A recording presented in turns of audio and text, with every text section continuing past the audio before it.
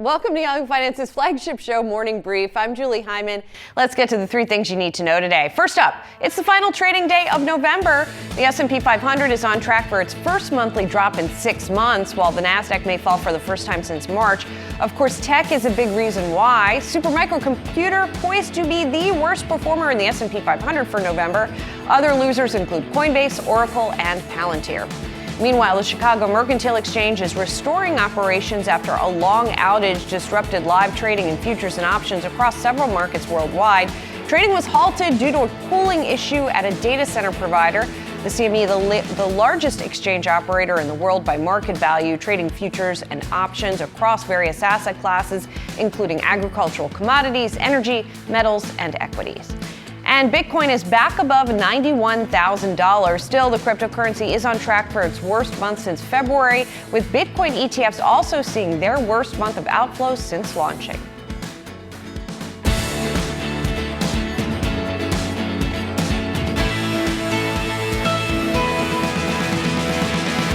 Let's get a check-in on stock futures right now. We see all three major averages indicating a higher open, but a pretty tepid one. Remember, it is a holiday-shortened trading day, so it'll only be a half day of trading today following the Thanksgiving holiday. Yesterday tends to be a pretty light volume day as well, but all of that said, maybe looks like we're going to end the month on a little bit more of a positive note.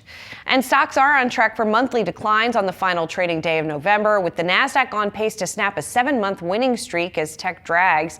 Joining me now, markets and data editor Jared Blickery, as well as Michelle Schneider, MarketGauge.com chief strategist. Jared, I want to start with you. Give us a look at the month here, because we saw a lot of damage within tech, and that looks like it's going to drag the Nasdaq lower on the month. You bet. And let's start with the Wi-Fi Interactive. And I'm going to pull up the month to date. And this is going to be as of the close Wednesday. You can see XLV in the upper left. Healthcare has been the come from behind story of the fourth quarter, also leading in this fourth quarter. Then we have materials, staples, real estate, energy, financials, utilities, all those in the green, but really healthcare by and away the biggest sector that has gained. And then tech, look at that. Tech is down 5.6%. Then you got consumer discretionary, which houses Amazon and Tesla, and then industrials. What stands out to me is this is a bull market, and within a bull market you see rotation. That is its lifeblood. But what really caught my attention as of Wednesday was the 4-day rally, where we just saw, we're looking at large cap sectors right now, and you can see some pretty nice gains across the board, everything in the green, led by consumer discretionary, materials and healthcare and tech. But it was the small caps, and I'm going to show you the Russell 2000 here. And let's go here to the Russell 2000. Here's the year to date, just roaring back. And by the way, these over here in September, October, those are record highs. So it is now challenging those highs. Not the first time we've been here. Here's a 5-year chart. We've been here before in 2021, 2024. And is this going to be the breakout moment? And it's not just small caps. It's also micro caps. And just a lot of kind of fringy speculative markets saw a lot of buying over the last 4 days. So going to be interesting to see if this continues into December. Yeah, it will. And Mish, I want to pick it up there because I know you're watching small caps quite closely here. What are you watching for? What levels are you watching for? And then kind of what happens with small caps depending on that? Well, first of all, good morning. And yes, obviously, small caps are always on my mind. I call it Grandpa Russell because essentially that's really going to give us the best barometer on what the health of the U.S. economy is. And with that now challenging new all-time highs and with the velocity and momentum we saw coming into today, very optimistic. And I think the main reason, of course, is that it sniffs lower interest rates to start, and that will really help not just small caps, but some of the areas that really are impacted by that, which of course would be the consumer. So we saw a big comeback there, the transportation, in particular, those three. So just as Jared, you said before, rotation, this is a good sign, and you have to be optimistic at this point. Mish, I want to follow up on gold, and I'm going to put a chart here on the Wi-Fi Interactive. Maybe we can show it here in a second. But gold is up 24% over the last 3 months. What stands out to me is we had this consolidation period. Looks like it's breaking out of this sideways trending pennant there. And I'm wondering if you have any upside targets in gold and what they might jive with in terms of the fundamentals. Gold kind of rallying on interest rate expectations and what the Fed is doing, and maybe even a weaker dollar. Well, yeah, those are definitely two factors, and I'll work down and then come to a target. We also have a tremendous deficit, as high as it's been since the pandemic, maybe even a little higher as of October. We also have a tremendous amount of government spending. And then on top of that, we have a tremendous amount of central bank buying still in gold. And so it's interesting because as you're seeing the optimism in the overall market, and particularly in the rotation, gold continues to soar. And then we have statements coming out like the end of income tax, Trump coming out this morning and saying we're going to keep the stock market high. It's great for 401ks. All of this is very inflationary, and that's what gold is really responding to. I think 4,700 would be a good next target. And I'm also curious about retailers, because I know you're watching the XRT, which tracks those retailers, includes those retailers. We've been getting a lot of numbers, obviously, already through this holiday season. We've been getting earnings from many of these companies. So how are you thinking about that group? I mean, the estimates for overall spending this holiday season, they are expected to see an increase. Yeah, which is a change, because if you looked at the statistics about a month ago, they were expecting it to be just about average. So whatever's happened over the last couple of weeks, and I think this happens every year, people start to experience sort of a you only live once, that YOLO attitude, and it's the holidays, and let's go out and spend and everything's going to be great. And that's what XRT is reflecting. And some of those were really shocking in terms of the earnings, like Kohl's, for example, at Target, and Macy's made 52-week highs on Wednesday. So this is a great sign. If we just look at XRT, as you have up there on the chart, that if for the Russells or grandpa, this is my grandma, and that's because we want the consumer to go out there and spend. At this point, if we just look at it from a technical standpoint, if Friday's low holds, not Friday, today's Friday, Wednesday's low holds, then what we have is a good situation, back to a bullish phase. But we have to remember one thing, Julie, and that is XRT made a new all-time high in 2021, and we are still very far from that. So it's a weak link, not an anchor, thank goodness, and maybe catches up. That remains to be seen. Yeah, and I guess we're all feeling our turkey here today, Mish. I don't know what day it is either. Let's talk about transports, because this is an area for technicians like yourself, like Jared, that you watch very, very closely to see if it's confirming or not confirming what's going on in the broader market. So what are you seeing there? Well, again, there was a nice turnaround. It was looking a bit dicey. Well, just as we got to this point, IYT was actually holding up pretty well and looked like it was going to continue to go up for a bit. And Uber had a lot to do with that. But now we saw when the market came down and we had that correction, IYT broke down under the 50-day moving average and started to look a little dicey. However, again, on Wednesday, it recovered back over that 50-day moving average. So just like what we just said about XRT, IYT also, we want to see those Wednesday lows hold. It actually looks like it has potential to follow IWM or the Russells. If that makes a new all-time high, I think transports goes along with it. And yeah, as looking across the board there, obviously UPS is having some issues, but I think most of this is coming from really, I think the more local transportation, like I said, the Ubers, the Lyft, and it's clearly, it says right there what's going on. Airlines too. We'll see if that comes back. That's predicted to have a very strong 2026. Mish, I'm wondering if you could talk to us about tech, and specifically, I got semiconductors up here. Here's year to date. We've seen a lot here, or maybe software. These are a lot of the bigger names. What do you see in this? And don't be shy to mention some smaller ones as well that might be coming into the fore.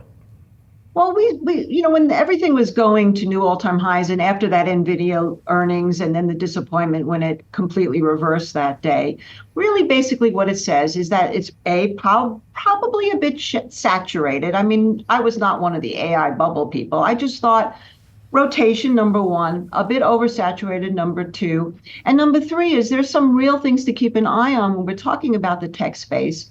And that's really where we can talk about commodities, but energy is a really big factor there.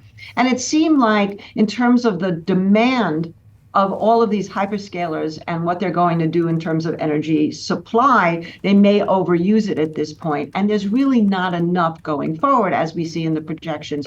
So that could be a little bit of a soft tone for that. However, we cannot deny that these big companies, these hyperscalers like Google in particular, have a really big future, and any corrections you get in that at this point with the rest of the market holding look like buy opportunities. Chasing strength, you just have to wonder about your risk.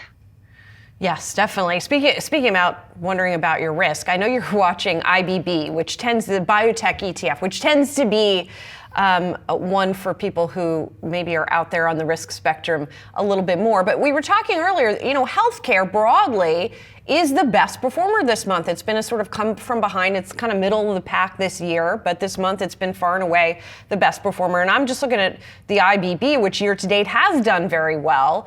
Is this a place that people should be looking? And I guess, again, it sort of depends on your risk tolerance.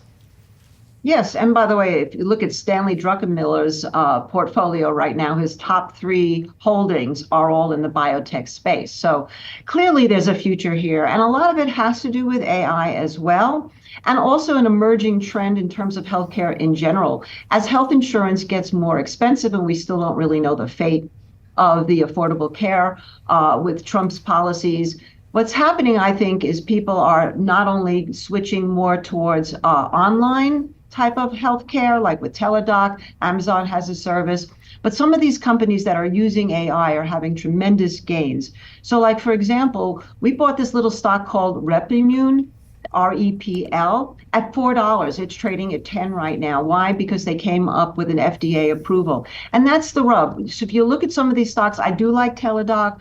I do like also just in the space in general, if you just wanted to look at IBB, look at that beautiful chart that you're showing there. This is a come from behind. It's cyclical and non-cyclical, and that's what we're starting to see here. And when the economy's doing well, though, it will help this space. Tempest is another one, by the way, AI-generated stock, another darling, and one of the holdings in Druckenmiller's portfolio, and ours.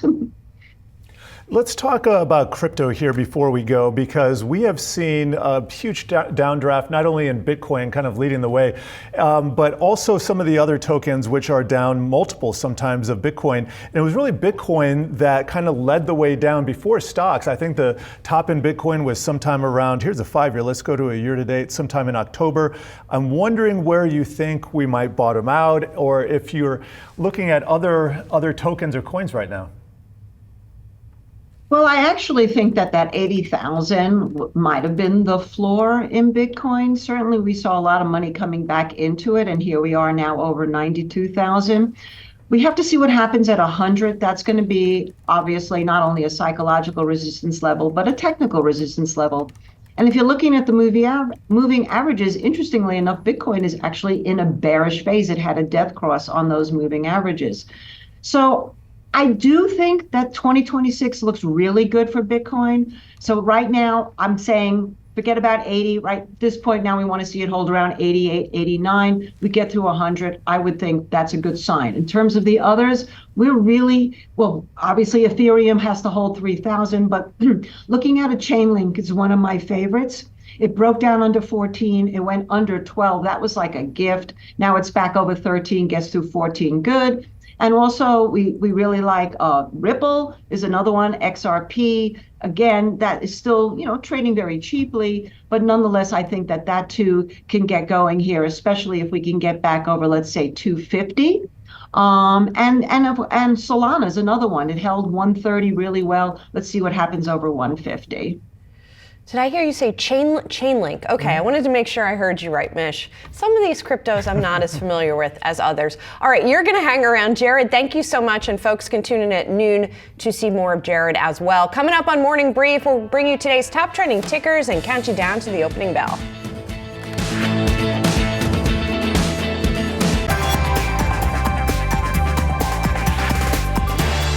Now time for some of today's trending tickers. We are watching CME Group, Jefferies, and Puma. First up, the Chicago Mercantile Exchange, CME. It's restoring operations after a long outage disrupted live trading in futures and options across several markets worldwide. Trading was halted after a cooling issue at a data center operator, causing a disruption in asset trades. Now, this disruption comes on the last trading day of November, and as Wall Street comes back from the Thanksgiving holiday for a shortened trading session. Next up, Jefferies. The company reportedly under investigation by the U.S. Securities and Exchange Commission. According to the Financial Times, the SEC is investigating the company's relationship into bankrupt auto parts maker First Brands Group. Information is being sought on whether Jefferies gave investors in its Point Bonita fund enough information about their exposure to the auto business. First Brands filed for bankruptcy back in September. Its collapse came soon after disclosing liabilities exceeding $10 billion, sparking concerns in the broader private credit market. And finally, Puma catching the eye of a Chinese sports apparel company. Anta Sports is reportedly among the firms exploring a potential takeover. That's according to Bloomberg, which says Anta has been working with an advisor to evaluate a bid for Puma. This comes as Puma last month said it plans to slash 900 more jobs. The company is also looking to revamp its marketing efforts and aims to return to growth by 2027. All right, and moving on and talking about what's going on in the markets right now, we've got just a month left, of course, in 2025, and many are looking for investments to set themselves up for success through the end of the year and into 2026. Our next guest says hard assets are worth a look, as is India's economy, which turned in a surprise burst of growth last quarter. Let's check back in with Michelle Schneider, MarketGauge.com chief strategist. Mish, you talked a little bit about gold just a few moments ago, but just to zoom out and talk a little bit more about the case for hard assets. For people who don't know, when we're talking about hard assets, gold is just one example. But kind of what are we talking about here and what's the case for them right now? Yeah, and I think it's important to emphasize that gold is a store of value. And when we're talking hard assets, we're talking about much more speculative type of raw materials. So let's start off with why I would even look at it. So I have a trifecta of inflation, right? So the first one would really be the gold to silver ratio, which on Wednesday plummeted to 78, which has been actually a triple bottom going back to 2024. If that breaks down under 78, that is generally not only an inflationary sign, but very bullish for silver. And as we're seeing in the pre-market right now, silver is doing phenomenally well.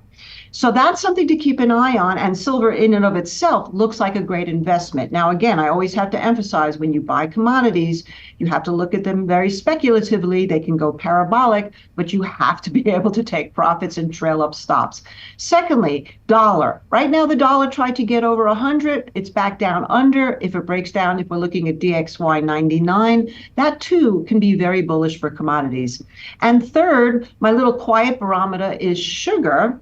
And sugar is something that I watch because it really is a great reflection of distress, particularly consumer distress. And when I say consumer, not like XRT, granny consumer, but more like worldwide geopolitics. People reach for sugar because the food is cheaper, and that has come back over 15 cents a pound. So this is setting the stage for hard assets. Energy, we talked about that, right? So we know that solar energy has been hot. Nuclear had a nice correction. Looks like you could jump back into that. Lithium, all the energy space, including oil, which could be the surprise if it holds over $59 a barrel, looking at WTI. So that's another area. And now let's branch out from sugar to other foods. So we have soybeans, corn, wheat. All of that can be seen if you look at DBA as the ETF. And that too looks like it's trying to find a bottom. So it's very possible with not only policies, with a potential new Fed chairman and these inflationary indicators I just mentioned, that these hard assets that have been so undervalued compared to the market could really have a nice run. Something else I know you're watching is India as a preferred emerging market. And I couldn't help but notice that GDP for the quarter ended September in India was up 8.2%. That was, I believe, better than all economists pretty much that at least Bloomberg surveyed had estimated. So what's the case for India, especially on a relative basis to other emerging markets? Right, and it's definitely undervalued if you look at some of the other emerging markets. Well, there's really basically three things. Number one is India is a big holder of gold, particularly the residents of India hold a lot of gold. That gold is a huge cultural phenomenon in India, so that's number one. So they've got some money in their pocket. Number two is in terms of the tariffs, and the relationship they have with the Trump administration has been positive. And third, I just read that in terms of their AI and their race to AI and technology, they're making great strides. So all of that gives us a fundamental reason. From the actual chart, I like to look at INDA. It has the most liquidity. It tends to chop around a little bit, and it also tends to gap. But right now, it looks like it's holding 54. If we can really keep that floor there and get through 56, I see no reason why this can't go much higher as we get into next year. And then finally, I want to get to at least one of your picks while we have time. The one that stands out to me is Palantir, because this is such, like, people call, I guess you could call it a battleground stock, right? It's one that people like to argue about because of its valuation. Certainly, the CEO has been very outspoken on trying to bat down critics on it. But Mish, especially as somebody who likes charts, what is Palantir telling you? Well, that had a really massive correction as well. Massive. I mean, you look at this chart and it looks a little bit different. But nonetheless, from that correction that we saw, if you go back to the beginning of November there and you see what happened, the beginning of this week, that correction was very compelling. And as it holds, it held around 160. It did look like some buying coming in. I like when you can buy a big giant like Palantir and have a limited risk. And that's exactly what you have right now. I don't know if I'd want to stick around under 160, but I don't see any reason why this thing can't continue. And let's face it, cybersecurity is definitely a trend that's not going away. Yeah, no, that is most definitely the case. Mish, you're going to stand by once again. We're going to get more of you in opening bid in just a moment. Thank you so much. Good to talk to you. And as I mentioned, coming up on Yahoo Finance will be Michelle Schneider, but of course will also be Brian Sozzi. Oh, he's in vest mode today. Oh, this is a luxury vest, Julie. I'm just in a holiday mode. Let me ask you, I guess while I have you, Julie, I know I'm supposed to set up the show, but I was just playing Mariah Carey, All I Want for Christmas. Is it too early? Our producer suggested I might be a little early with this. I'd love your take. Christmas music? Yeah, Christmas. As soon as Santa comes out for the Macy's Day Parade, I'm in holiday mode. I'm all about Christmas as soon as I see Santa. Green light. My husband's been trying to play it since Halloween. No. Oh, I always loved Howie. He's the man. He's the man. Thanksgiving, you get my full blessing. All right, well, we're going to keep the retail chat going. I have retail OG Mickey Drexler in the house. It wouldn't be a Black Friday for me without talking to Mickey on all things retail. And Julie, as you know, the deals are out there in some places this year. Yes, they are. I'll be looking for them during the break. You like the vest, right? Vest is cool. You like the vest? I do like the vest. Cool. Was it a present? Was it a self-gift? It's self-gift, yeah. Of course. Yeah. All right. That does it for Morning Brief. Saz has got you next.